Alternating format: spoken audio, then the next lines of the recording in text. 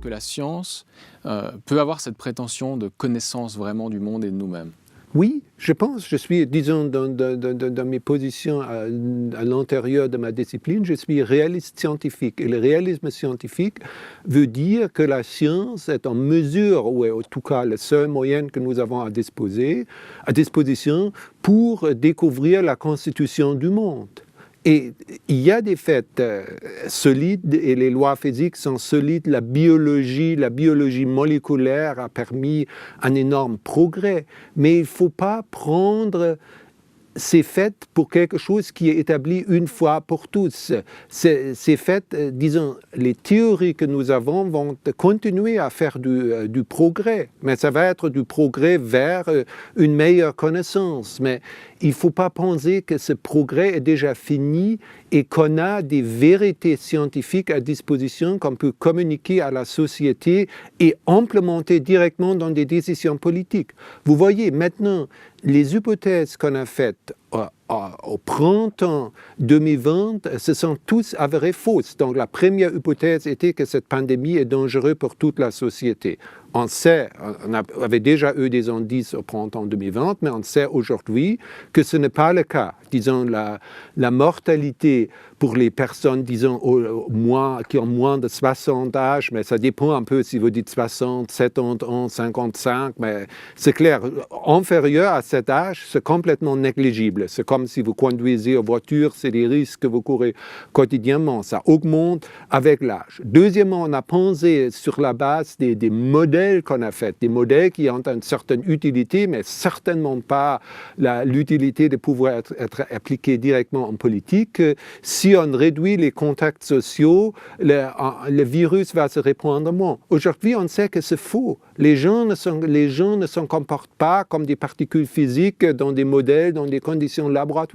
Pourquoi est-ce que c'est faux? Parce que on a vu, heureusement, il y avait eu des pays qui ont poursuivi différentes stratégies. Donc la Suède a fait autrement que la Suisse, des États aux États-Unis comme le South Dakota, la Floride, en fait rien de tout ou presque rien.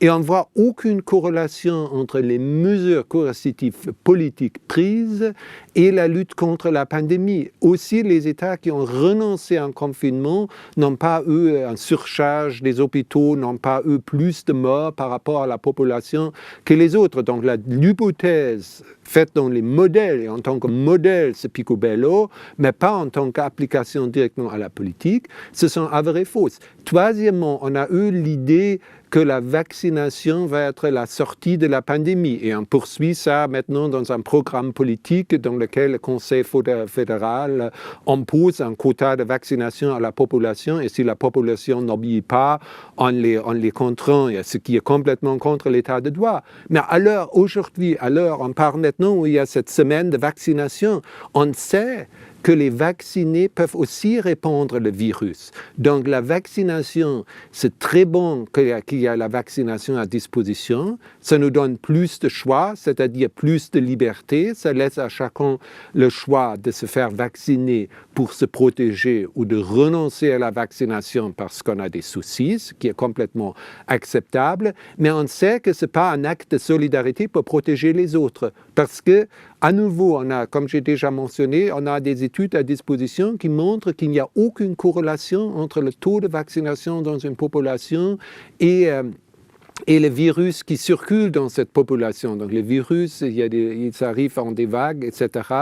Ce n'est pas la vaccination qui est la seule sortie de la crise. On sait ça maintenant. Et si on était dans une situation scientifique normale, c'est ce qui se passe dans la science. On fait certaines hypothèses. Ces hypothèses sont le moment où l'on les fait bien fondées. Elles ne sont pas fausses, mais on doit les corriger en cours de route. Mais si on vante ces hypothèses comme des vérités scientifiques, follow the science, qu'il faut imposer à la société, ça devient impossible de s'en sortir.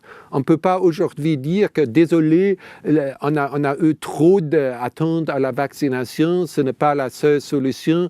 Désolé, les confinements, c'était une erreur, ça n'a finalement servi à rien. On ne peut pas le faire. Tandis que si on est dans une situation normale, scientifique, c'est tout à fait normal qu'on fait des hypothèses, qu'on fait des modèles, on fait le mieux qu'on peut faire et on corrige ensuite. Et c'est pour ça qu'il faut que la science soit séparée de la politique, parce que si ça devient un programme politique, on est dans une autre sphère et il est impossible de corriger et de corriger sans perdre la confiance des autres.